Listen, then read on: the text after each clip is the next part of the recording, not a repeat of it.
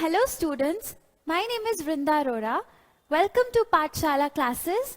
I am the faculty of Economics for BCom Honors and BCom Pass.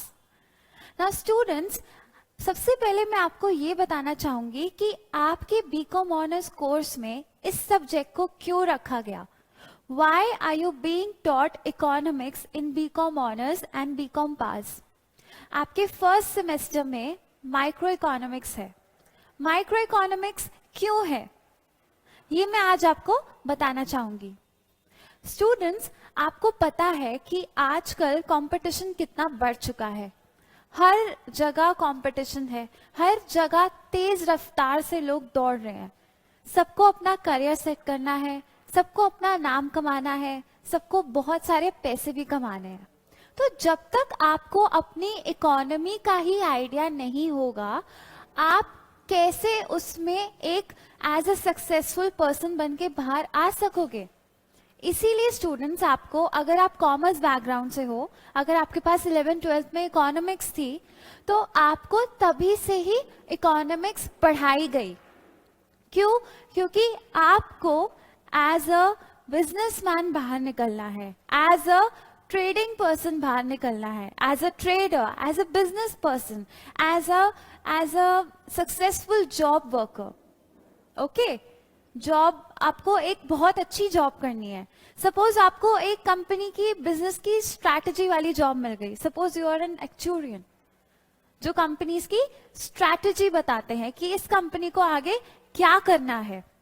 तो आपको जब तक कि इंडिया की इकोनॉमी के बारे में, कि इंडिया की इकोनॉमी कैसे काम करती है, कैसे उसमें प्राइसेस डिसाइड होते हैं, कैसे इंडिया की इकोनॉमिक ग्रोथ हो रही है, ग्रोथ के क्या क्या एलिमेंट्स हैं, जब तक आपको यही नहीं पता होगा, आप कैसे उस कंपनी की स्ट्रैटेजी बता पाएंगे. इकोनॉमिक्स में स्टूडेंट्स आप बहुत सारी चीजें पढ़ोगे आपकी रोजमर्रा की लाइफ से रिलेटेड. चाहे आपको खुद का बिजनेस सेट करना है, बिजनेस तो सेट चाहे फॉरेन में करना है, एटलीस्ट आपको एक आइडिया होगा कि एक इकोनॉमी में कितने एलिमेंट्स होते हैं और वो सारे एलिमेंट्स इकोनॉमिक ग्रोथ में क्या रोल प्ले करते हैं. इकोनॉमिक ग्रोथ आप नेशनल लेवल पर भी देखते हो और आप अपनी ऑर्गेनाइजेशन लेवल पर भी देखते हो. जब आप इकोनॉमिक ग्रोथ नेशनल लेवल पर देखते हो स्टूडेंट्स, तब आप क्या पढ़ते हो? Macro economics. जब आप इकोनॉमिक ग्रोथ अपने इंडिविजुअल लेवल पर, ऑर्गेनाइजेशनल लेवल पर पढ़ते हो, तब आप क्या देखते हो? Micro economics. That's why students, आपको दोनों ब्रांचेस से इंट्रोड्यूस करवाने के लिए आपके सिलेबस में माइक्रो और मैक्रो दोनों ऐड किया गया है. फर्स्ट सेमेस्टर में आपका माइक्रो इकोनॉमिक्स है, क्योंकि वी वांट कि आप सबसे पहले अपने बिजनेस ऑर्गेनाइजेशन को कैसे इकोनॉमिकली ग्रो किया जाए, आप वो पहले कैसे कर सकते हैं, वो आप माइक्रो इकोनॉमिक्स में पढ़ेंगे. आपका जो आप प्रोड्यूस कर रहे हैं, आपका प्राइस क्या होना चाहिए, कस्टमर का डिमांड को स्टडी कैसे किया जाता है, और उसके बाद प्रोडक्शन, आपके प्रोडक्ट में यूज होने वाले फैक्टर्स ऑफ प्रोडक्शन, यूज होने वाली चीजें, उसको कैसे आप यूटिलाइज करोगे in producing your product in an efficient way. उस प्रोडक्ट को बनाने के लिए जो जो भी चीजें यूज होती हैं, उसकी कॉस्टिंग कैसे करनी है, आपको उसका डिसीजन कैसे लेना है कि मुझे कौन सा फैक्टर यूज करना है, मुझे कितने रुपए का फैक्टर यूज करना है. स्टूडेंट, इसीलिए आपको माइक्रो इकोनॉमिक्स पढ़ाया जा रहा है, सो दैट आपको पता लगे कि मुझे अगर बिजनेस स्टार्ट करना है, या मुझे अच्छी जॉब करने जाना है, या मुझे से सपोज आप सीए बनते हैं तो अपना ही प्रैक्टिस में जाते हैं, तब भी आपको स्टूडेंट्स ये आइडिया होना चाहिए. क्योंकि आप जब अगर सीए करते हैं और अपनी प्रैक्टिस करते हैं, तो आपको ये आइडिया होना चाहिए कि आप क्या सही डिसीजन लोगे अपनी फर्म के लिए, आप अपनी फर्म बनाओगे, आपको क्लाइंट्स चुनने हैं, आपको अपनी फर्म के लिए रिसोर्सेज चुनने हैं, स्टाफ हायर करना है जो आपके लिए काम करेगा, वो आप कैसे डिसाइड करोगे? मैं किसको हायर करूं, मैं कैसी सर्विसेज दूं, मैं टैक्सेशन की सर्विसेज दूं या मैं ऑडिटिंग की सर्विसेज दूं या मैं दोनों की सर्विसेज दूं? तो वो आप कैसे डिसाइड करोगे कि कौन सी सर्विस आपको देनी है? That's why students you are being taught micro economics. चाहे आपको जिंदगी में कुछ भी करना हो, चाहे आपको अपने घर का फैमिली बिजनेस क्यों ना बढ़ाना हो, you must know the basics of micro and macroeconomics both. क्योंकि इकोनॉमिक्स का मतलब होता है students house hold. House hold मतलब क्या है? घर बार। हाउस होल्ड को मैनेज करना इज इकोनॉमिक्स। अपनी कंट्री की प्रॉब्लम्स को, मैं प्रॉब्लम्स अभी आगे आपसे डिस्कस करूंगी कि क्या क्या प्रॉब्लम्स आती हैं, अपने ऑर्गेनाइजेशन की डिसीजन मेकिंग प्रोसेसेस को मैनेज करना इज इकोनॉमिक्स। बेसिक मैनेजिंग कैसे करते हैं, बेसिक डिसीजंस कैसे लिए जाते हैं, ये आप इकोनॉमिक्स में पढ़ोगे। इसीलिए स्टूडेंट्स आपके बीकॉम ऑनर्स में या बीकॉम पास में आपको इकोनॉमिक्स पढ़ाई जा रही है। Students don't take this as a subject, don't take this कि एग्जाम में आएगा मुझे बस एग्जाम अटेंड करके आना है। नो, आपको ये इसलिए पढ़ाया जा रहा है ताकि आप अपनी रोजमर्रा की लाइफ में इसे अप्लाई कर सकें। इकोनॉमिक्स सब्जेक्ट ही ऐसा है which bridges the gap between theory and practical. जो आप किताबों में पढ़ते हो वो आप प्रैक्टिकली कैसे अप्लाई करोगे अपनी लाइफ में, that is what economics is about. इसमें आपको सिखाया जाएगा कि आपको डिसीजन कैसे लेना है, कैसे आपको बेसिक छोटे छोटे डिसीजन से आप एक सक्सेसफुल बिजनेस एंटरप्रेन्योर बन सकते हो, आप एक सक्सेसफुल जॉब कर सकते हो। Okay, so that is why students you are being taught micro and macro economics in your graduation level. India की इकोनॉमी का हाल क्या है? फ्यूचर में इंडिया की इकोनॉमी ग्रो करेगी या डाउनफॉल होगा, ये आप टेक्निक्स पढ़ोगे कि किस किस टेक्निक से पता लगाया जा सकता है कि इंडिया की economy is at what level. This you will study in macro economics students. जैसे कि मैंने आपको बताया, micro is small, macro is overall. Okay, so students इसीलिए I am forcing you, I am persuading you to study economics very seriously. Okay?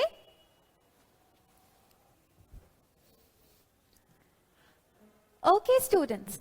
Now let me give you a brief introduction to economics. मैं जानती हूँ आपने 11th-12th में economics बहुत पढ़ लिया, but फिर भी I will start from a brief introduction to economics.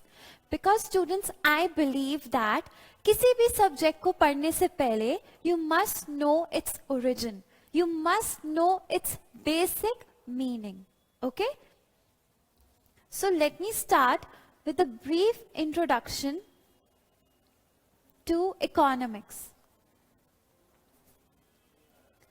कि economics जो सब्जेक्ट है, where did it come from?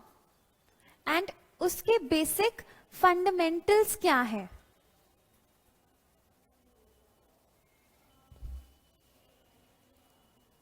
So students, I will now give you a brief introduction to economics.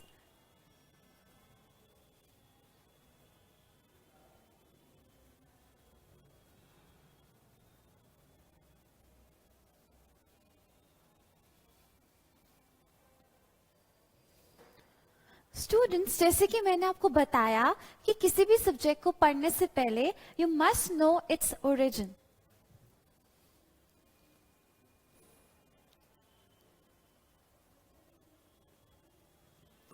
Students, economics originated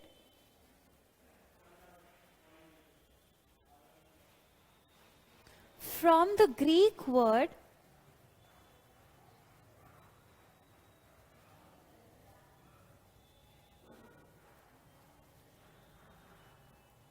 sorry, from the Greek word oikonomia.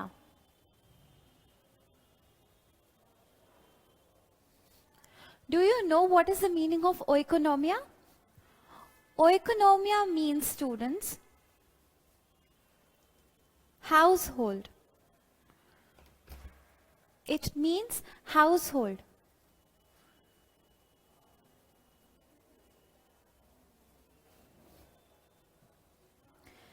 Students, house hold से आप क्या समझते हो? House hold means घर बाहर, घर बाहर, right?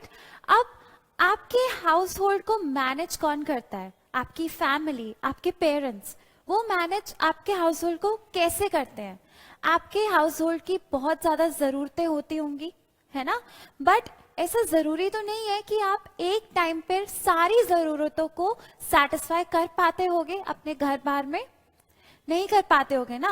तो आप क्या करते हो? आप उन जरूरतों को प्रायोरिटाइज करते हो कि मुझे सबसे पहले कौन सी ऐसी जरूरत है मेरे घर की जो मुझे पूरी करनी है, कौन सी ऐसी दूसरी इंपॉर्टेंट जरूरत है जो मुझे अपने घर में पूरी करनी है, कौन सी ऐसी थर्ड इंपॉर्टेंट जरूरत है जो मुझे अपने घर में पूरी करनी है, fourth, fifth and so on. So आप अपने घर में क्या करते हो? आप अपनी जरूरतों को देखते हो कि क्या है, उसके बाद आप देखते हो, प्रायोरिटाइज करते हो, उसके बाद आप क्या करते हो? प्रायोरिटाइज करते हो। आप एक एक करके हर एक जरूरत को देखते हो कि मेरे लिए सबसे ज्यादा अभी क्या इंपॉर्टेंट है। फिर आप देखते हो कि मेरे पास रिसोर्सेज कितने हैं, क्योंकि रिसोर्सेज आपके पास लिमिटेड है, बट आपकी जरूरतें अनगिनत है। This is the only basic fundamental of economics, students, कि किसी भी सोसाइटी की, किसी भी ऑर्गेनाइजेशन की, किसी भी कंट्री की, किसी भी इंडिविजुअल की, इन सारे लेवल्स पर जरूरतें अनगिनत है, बट रिसोर्सेस लिमिटेड है। Wants are unlimited, resources are limited. Okay, अब मैं आपको एक एग्जाम्पल दूंगी, उसके हेल्प से आप बहुत अच्छे से समझ जाओगे students. Okay, let me give you an example.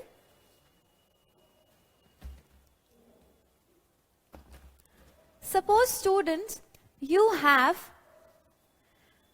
50,000 rupees.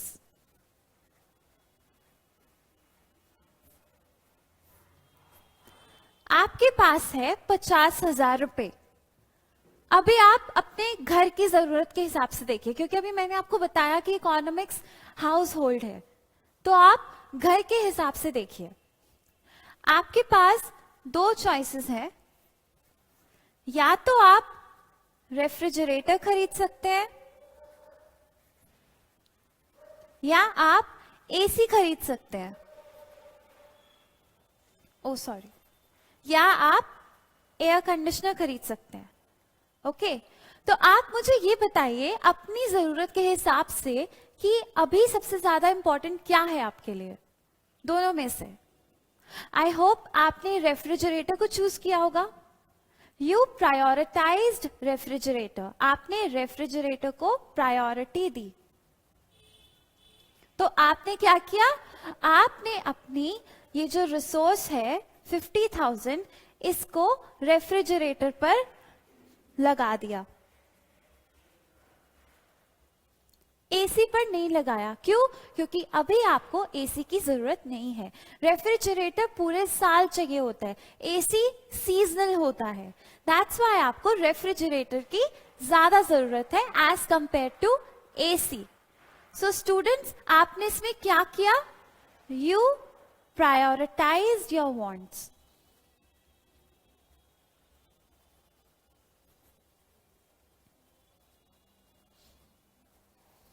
आपकी दो जरूरतें थी, फ्रिज या एसी, दोनों में से एक ले सकते थे आप। Why? Because you had 50,000। 50,000 is your limited resource.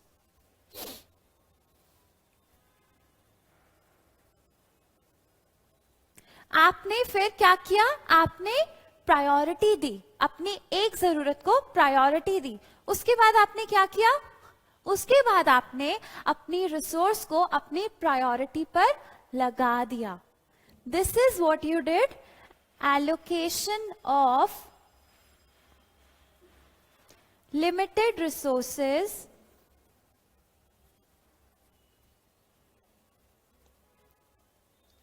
to satisfy the prioritized wants.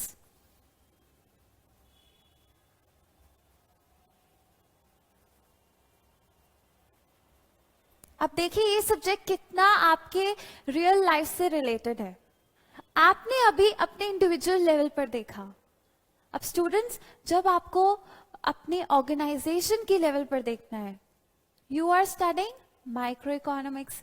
जब आप अपनी कंट्री की जरूरतों को देखेंगे, कंट्री लेवल पर इन दो फंडामेंटल फैक्ट्स पर गौर करेंगे, you are studying macro economics. It's so simple students. आपने सबसे पहले अपनी रियल लाइफ से अपने सब्जेक्ट को रिलेट किया, अपने सब्जेक्ट के बेसिक फंडामेंटल पॉइंट्स को अपनी रियल लाइफ से कंपेयर किया.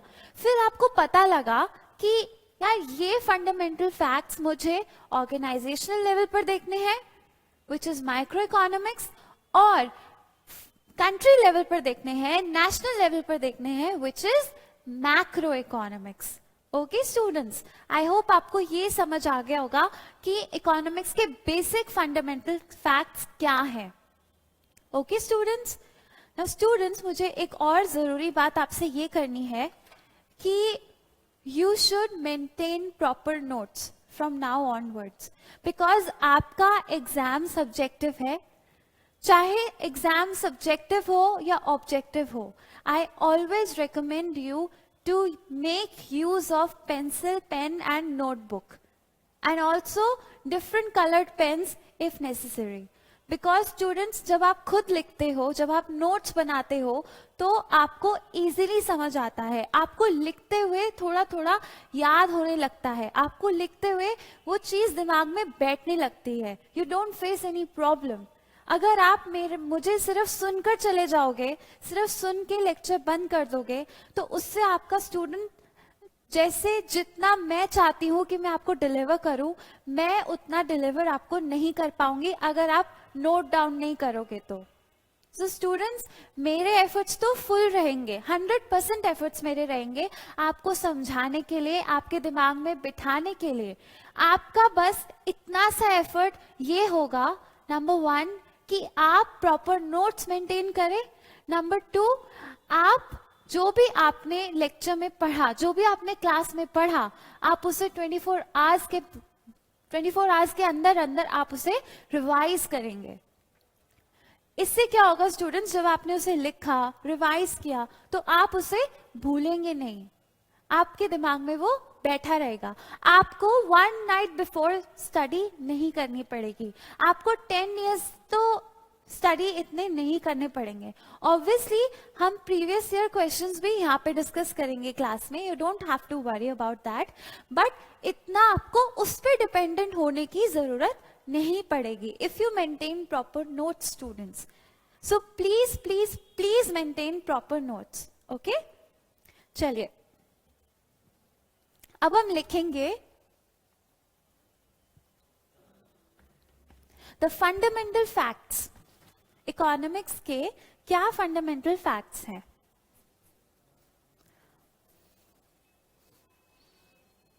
Following are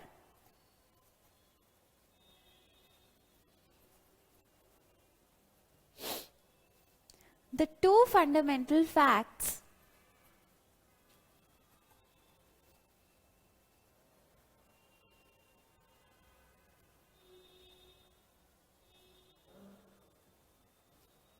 following are the two fundamental facts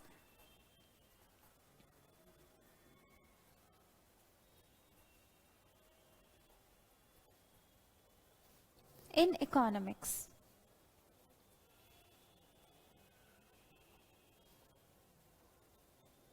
Which are, number 1,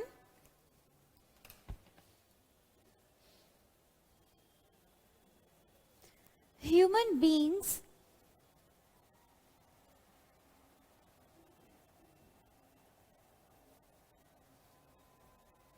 have unlimited wants.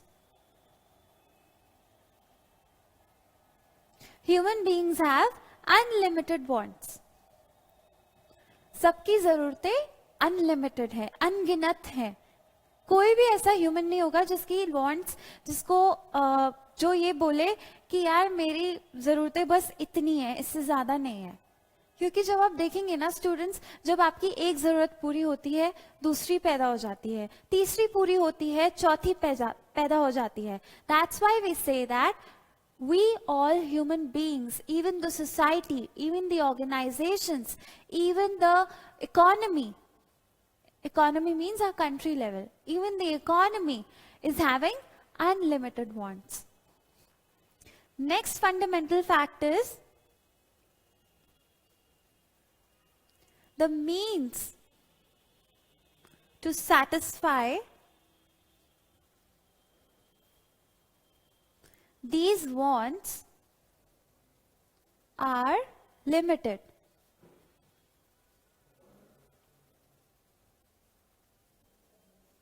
The means to satisfy these wants are limited.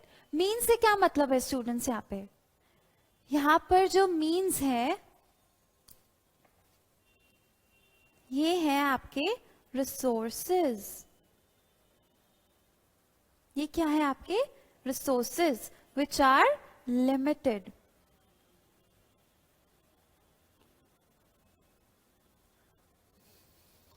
Resources इतनी मात्रा में नहीं उपलब्ध है जितने कि आपके जरूरतों को पूरा कर सके. रिसोर्सेज अभी लिमिटेड है, चाहे आपकी किसी भी तरह की जरूरत हो, हर जरूरत के लिए रिसोर्सेज आर लिमिटेड. एंड क्योंकि अनलिमिटेड वॉन्ट्स है, इसलिए रिसोर्सेज लिमिटेड है. ओके, आई होप आपको फंडामेंटल फैक्ट्स तो समझ आ गए होंगे स्टूडेंट्स. इसके बाद मैं आपको एक और high order thinking skill question देती हूँ. उसके बाद आपको ये वाला कंसेप्ट ना, बेसिक्स ऑफ इकोनॉमिक्स, जो बेसिक फंडामेंटल फैक्ट्स हैं, ये दोनों बहुत अच्छे से समझ आ जाएंगे. Okay students, thumbs up. Okay, now let us move to the high order thinking skills question. Okay students, now let us move to a high order thinking skills question. मेरा क्वेश्चन आपसे ये है स्टूडेंट्स, और ये ऐसे questions मैं आपको आपकी सारी क्लासेस में देती रहूंगी. आपके हर चैप्टर में ये क्वेश्चंस आएंगे. एंड मैं इनको high order thinking skills questions क्यों कह रही हूँ स्टूडेंट्स? क्योंकि ये आपको कंसेप्ट क्लियर करने के लिए है. इससे आपको आपका बेसिक कंसेप्ट क्लियर होगा, जिसकी वजह से आप आंसर लिख पाओगे, जिसकी वजह से आपको आंसर को और अपने जो भी सिलेबस है उसको रटना नहीं पड़ेगा एटलीस्ट. सो मेरी कोशिश यही रहेगी कि मैं high order thinking skills question के थ्रू आपको कंसेप्ट की क्लैरिटी दे सकूं. Okay, you do not need to note down these high order thinking skills question. This is only for your concept clarity. Okay, so let us start with your high order thinking skills question. ज्यादातर इसमें situation दी होंगी.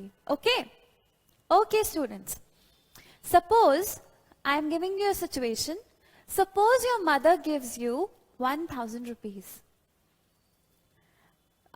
चलो 1000 छोड़ो, 5000 से 5000 rupees आपकी mom ने आपको दिए.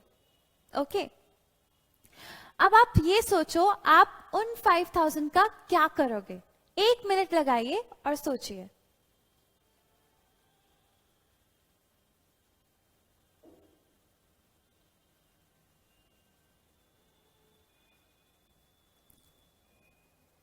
आई होप आपने थोड़ा तो सोचा ही होगा कि आप उसका क्या करोगे. Okay, so let me write down some points जो आपने सोचे होंगे कि मैं ये करूंगा या ये करूंगी. Okay, let me guess students, high order thinking skills question.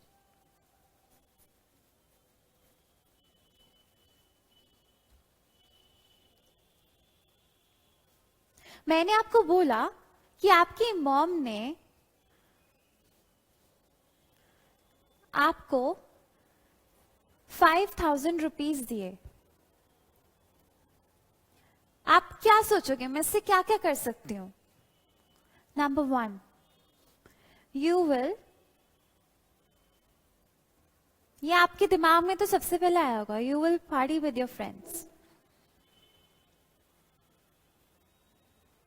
और with your date, of course you will party with your friends or go to a cafe.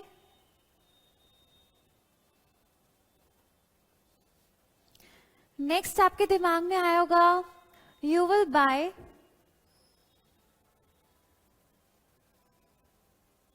A dress और गैजेट, ऐसा ही आप कुछ खरीदेंगे। और लाइक मीन्स इसके जैसी चीजें जो आपको मन था कि मुझे इतने दिनों से ये ड्रेस लेनी थी, ये शूज लेने थे, ये गैजेट लेना था, ये ईयरफोन्स लेने थे, तो ये आपके दिमाग में आया होगा, राइट? कि 5,000 में आप ये ले सकते हो। दूसरा आपके दिमाग में आया होगा स्टूडेंट्स कि आप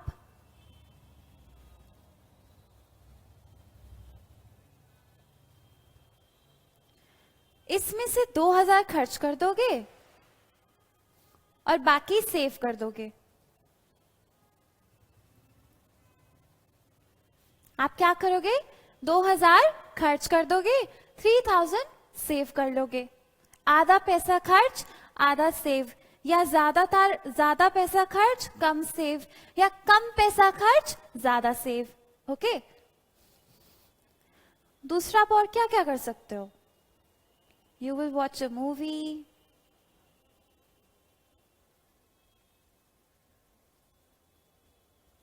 and so on.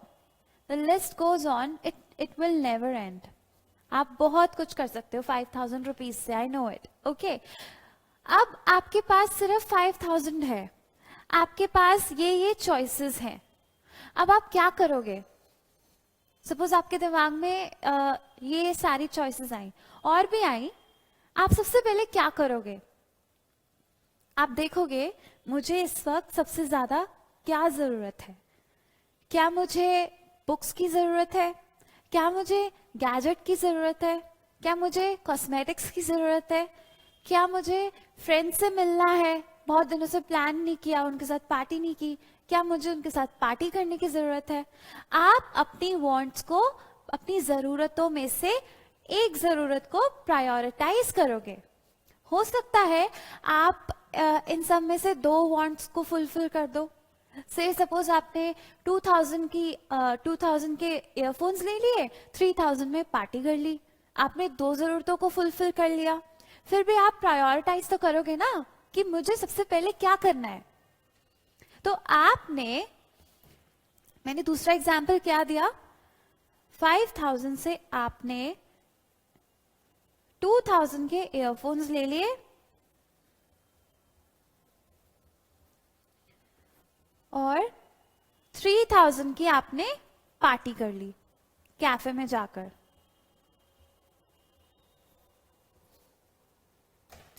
टू 2,000 के ईयरफोन्स ले लिए, 3,000 की आपने पार्टी कर ली। मैंने आपको एक वर्ड बताया था अभी स्टूडेंट्स कि आपने अपनी वांट्स डिसाइड कर ली, उसके बाद आपने क्या किया? आपने 5,000 को एलोकेट किया।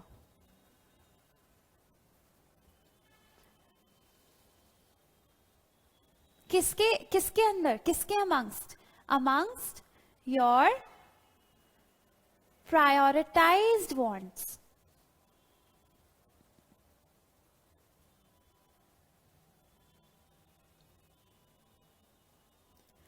जो आपको सबसे ज्यादा जरूरत थी करने की, आपने सबसे पहले वो किया। उसके बाद आपके पास पैसे बच गए तो आपने पार्टी की। आपने कहा कि मुझे अभी ना ईयरफोन्स लेने अच्छी क्वालिटी के। आपने सोचा कि मैं देखती हूँ या देखता हूँ मार्केट में अच्छे क्वालिटी के ईयरफोन्स कितने हैं, कितने के मैं खरीद सकता हूँ। आपने प्रायोरिटी ईयरफोन्स को दी और आपने बोला कि अगर पैसे बच जाएंगे ना तो मैं उससे पार्टी कर लूंगी या मैं उससे मूवी देख लूंगी। तो आपने सबसे पहले एलोकेशन किसको किया? किसको किया? ईयरफोन्स को। उसके बाद आपने एलोकेशन किसको किया? पार्टी को। So you allocated your resource of rupees 5,000 amongst your prioritized wants. अब हम फंडामेंटल फैक्ट्स की तरफ से देखें तो this 5,000 is limited. And जो आपकी wants है, ये आपकी wants है ना, मैंने बोला so on. These are unlimited. Means to satisfy these wants क्या थी? किसके द्वारा आप satisfy कर सकते थे इन सारी wants को? सारी तो नहीं, मतलब prioritized wants को 5,000 से. So 5,000 is your means to satisfy wants. Means to satisfy unlimited wants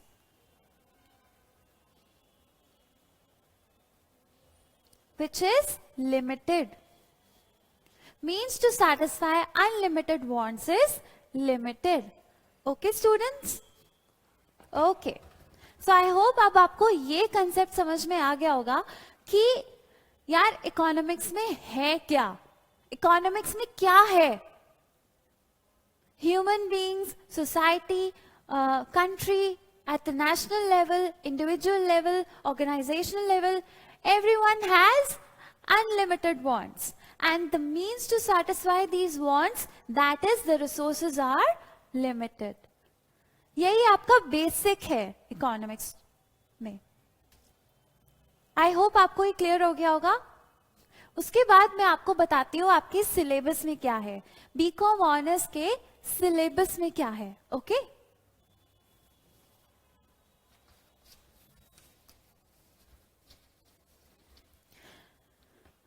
student, सबसे पहले आप बीकॉम ऑनर्स में पढ़ेंगे माइक्रो इकोनॉमिक्स।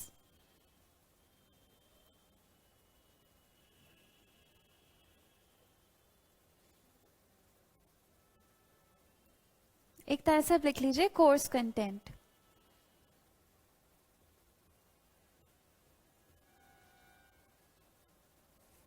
मैं सिर्फ आपको ना हेडिंग वाइज बता रही हूं और थोड़ा सा बताऊंगी कि इसमें है क्या क्या। ओके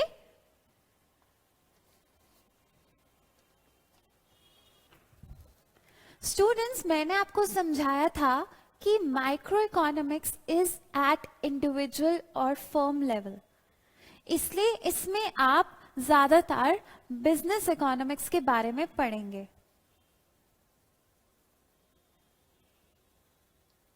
आपका जो सारा माइक्रो इकोनॉमिक्स है ना, वो ऑर्गेनाइजेशन, इंडिविजुअल ऑर्गेनाइजेशन के अराउंड रिवॉल्व करता है। तो आप इसमें ज्यादातर बिजनेस के पॉइंट ऑफ व्यू से इकोनॉमिक्स के कंसेप्ट्स कैसे लगते हैं बिजनेस में, आप वो पढ़ेंगे इसमें। ओके सो आपका सबसे पहला यूनिट है introduction. Introduction to business economics, introduction to economics, जो मैंने आपको छोटा सा इंट्रोडक्शन दिया वो। ओके नाउ स्टूडेंट्स, यूनिट 1 है आपका इंट्रोडक्शन टू बिजनेस इकोनॉमिक्स।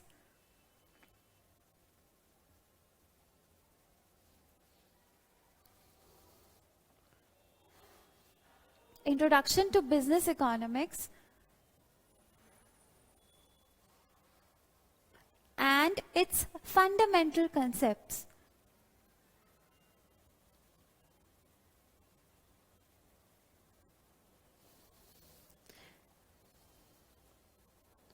अब स्टूडेंट्स मैं आपको बताती हूँ इसमें आपको क्या पढ़ाया जाएगा।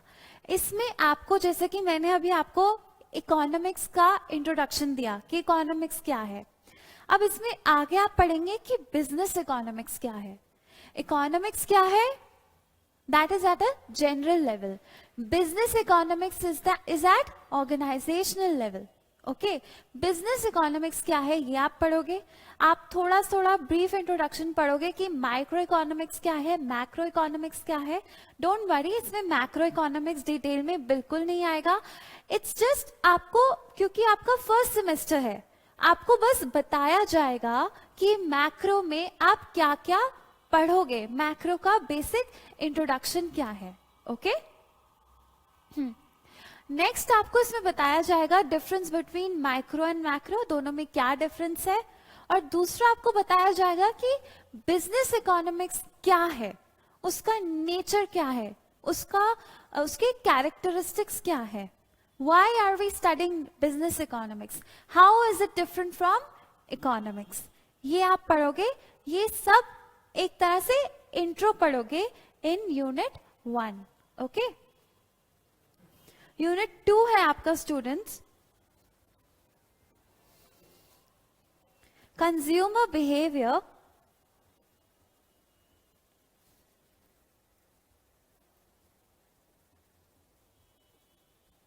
and demand analysis.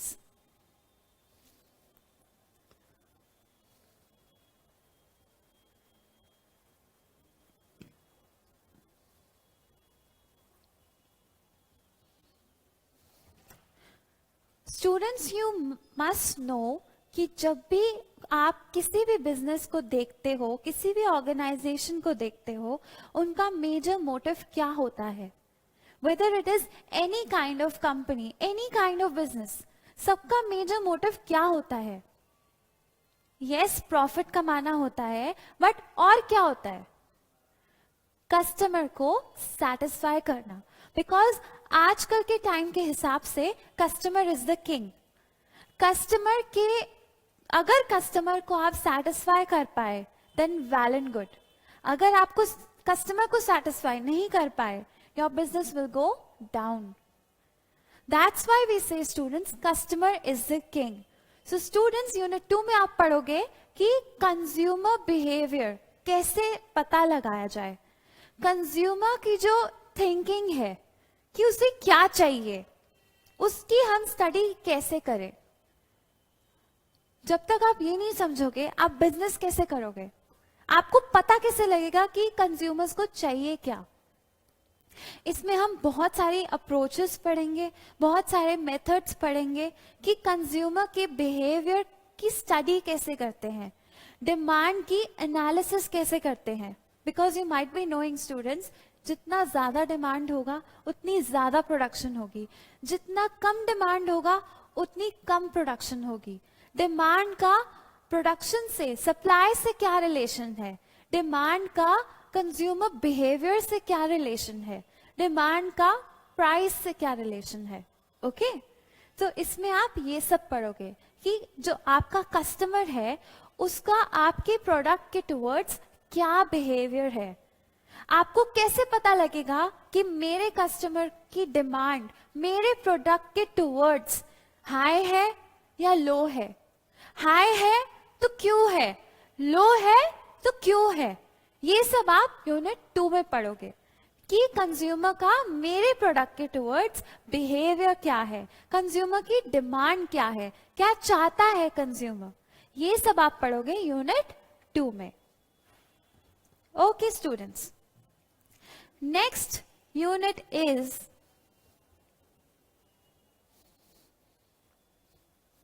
Theory of production.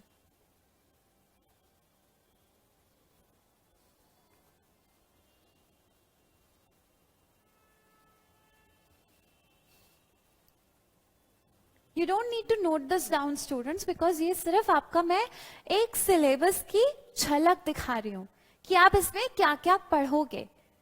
Obviously हमने सब कवर करना है, हमने कुछ नहीं छोड़ना। मैं आपको इंपॉर्टेंट टॉपिक्स बताऊंगी, but I still suggest you students, please do not leave anything, please cover proper full course. आपका कोर्स इतना ज्यादा भी नहीं है इकोनॉमिक्स का, और ये बात मानिए कि macro economics is much wider than micro. तो अभी आपको सिर्फ माइक्रो पढ़ना है, तो आपको इसको फुली कवर करने में कोई प्रॉब्लम नहीं होनी चाहिए. ओके, सो अभी मैं सिर्फ एक आपको झलक दिखा रही हूँ, एक सिर्फ ट्रेलर दिखा रही हूँ कि इकोनॉमिक्स में आप अपने बीकॉम ऑनर्स के सिलेबस में आप क्या पढ़ोगे, बीकॉम पास में बीकॉम ऑनर्स के सिलेबस में आप क्या पढ़ोगे. Okay, now next, we were on theory of production. अब आपको यूनिट 2 में आपने पढ़ा कि कस्टमर क्या चाहता है, कस्टमर किस तरह का प्रोडक्ट चाहता है मुझसे, उसकी क्या एक्सपेक्टेशंस है मुझसे, मतलब प्रोड्यूसर से, कंपनी से क्या एक्सपेक्टेशंस है. तो फिर कंपनी क्या करेगी, उसी हिसाब से अपने फैक्टर्स ऑफ प्रोडक्शन को देखेगी. इसमें आप पढ़ोगे factors of production.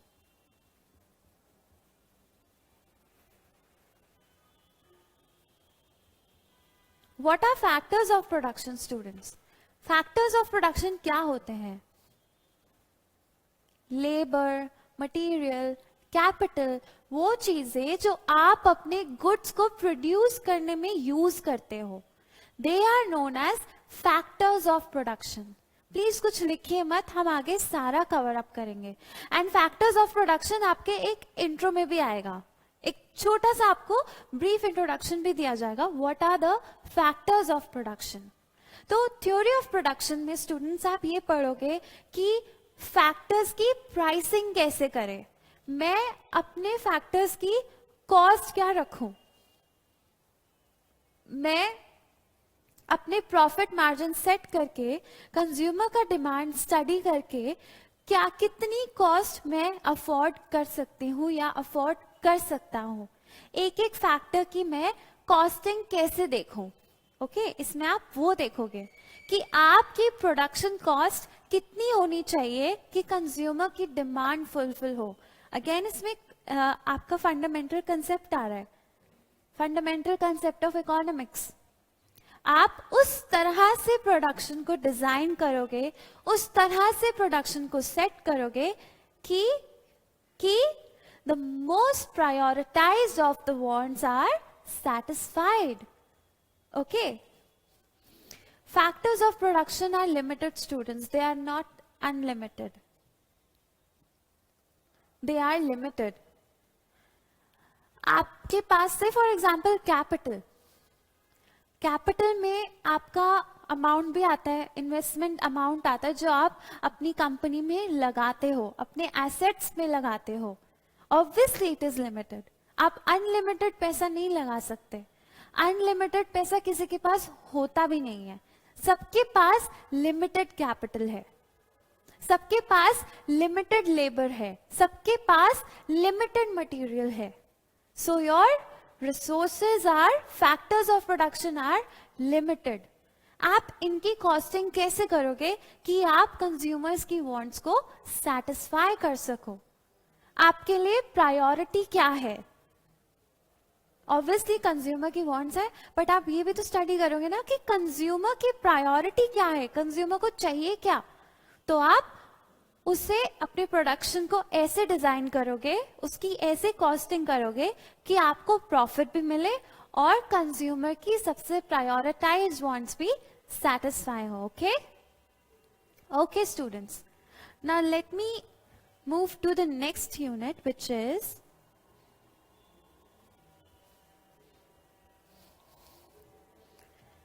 cost analysis and price output decisions.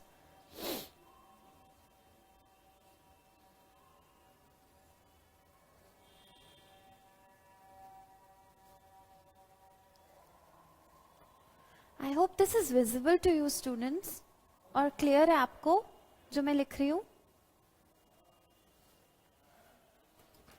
Cost analysis.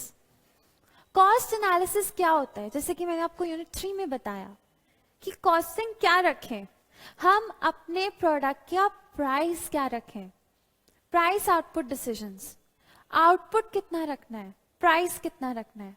Price decide कर लिया, बट वो एक ही यूनिट का किया होगा ना, एक ही प्रोडक्ट का प्राइस डिसाइड किया होगा ना. उसके बाद आपको ये भी तो डिसाइड करना है कि मैं अपने आउटपुट की क्वांटिटी कितनी रखूं? Are you understanding this? मैं कितना प्रोड्यूस करूं, कितनी क्वांटिटी में प्रोड्यूस करूं, मेरी प्रोडक्शन किस लेवल की होनी चाहिए? क्या कहीं मैं एक्सेस प्रोड्यूस ना कर दूं, या कहीं मेरी प्रोडक्शन में कमी ना हो कि कस्टमर मांगता फिरे और मैं उसे प्रोवाइड ना कर पाऊं? ये भी नहीं होना चाहिए। एक्सेस भी नहीं होनी चाहिए। एक्सेस मतलब कि फालतू प्रोडक्शन भी नहीं होनी चाहिए, वेस्टेज भी नहीं होनी चाहिए। जैसे सपोज आप एक ऐसा प्रोडक्ट प्रोड्यूस कर रहे हो जो ना मतलब थोड़े दिन में खराब हो जाता है, उसको आप ज्यादा देर रख नहीं सकते, तो आप क्या करते हैं? आप उतना ही प्रोड्यूस करते हैं जितना कस्टमर को चाहिए। छोटा सा एग्जांपल देती हूँ आपको of a bakery shop. Bakery shop में ऐसा सामान आता है जो 2 दिन में या मोस्टली 1 दिन में खराब हो जाता है। तो आपने देखा होगा रात को बेकरी के जो रेट्स हैं सेम चीजों के, वो 50% कट जाते हैं। Why? Because those people want the customers to buy those products so that उनकी वेस्टेज ना हो, so that खाने की वेस्टेज ना हो। ऑब्वियसली अब कोई अगर उनका प्रोडक्ट बच गया, केक्स या सैंडविचेस बच गए, तो उनकी वेस्टेज होगी, क्योंकि कोई भी कस्टमर बासी चीज नहीं खरीदेगा। That's why what their strategy is to sell out their product, that they cut 50% of price। और वो ऐसे भी नहीं करते, बेकरी वाले ऐसे भी नहीं करते कि मतलब बहुत ज्यादा एक्सेस में बना दिया। वो पहले कस्टमर के डिमांड पैटर्न को देखते हैं, कस्टमर के बाइंग पैटर्न को देखते हैं कि ऑन एन एवरेज कस्टमर रोज कितने वेज सैंडविच खरीदता है, ऑन एन एवरेज कितने से वेज क्लब सैंडविच खरीदे जाते हैं, ऑन एन एवरेज कितने पनीर कुलचे खरीदे जाते हैं, पनीर कुलचे भी तो होते हैं ना बेकरी में, कितने समोसे खरीदे जाते हैं। मुझे कितना प्रोड्यूस करना है कि कस्टमर को वो पूरा हो सके और मेरे पास फालतू की वेस्टेज ना हो। ओके अगर आपके रोज के 2-3 बच रहे हैं, या सपोज चलो 10-15 भी बच रहे हैं, देन इट इज एक्सेप्टेबल।